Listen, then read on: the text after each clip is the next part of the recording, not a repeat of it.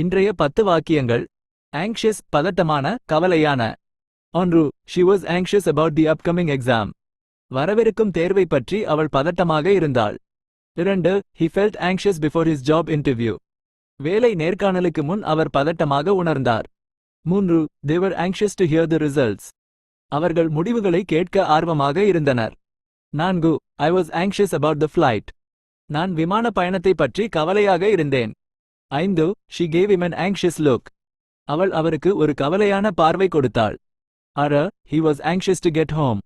அவர் வீட்டிற்கு செல்ல ஆர்வமாக இருந்தார். 7. They were anxious about the safety of their children. அவர்கள் தங்கள் குழந்தைகளின் பாதுகாப்பை பற்றி கவலையாக இருந்தனர்.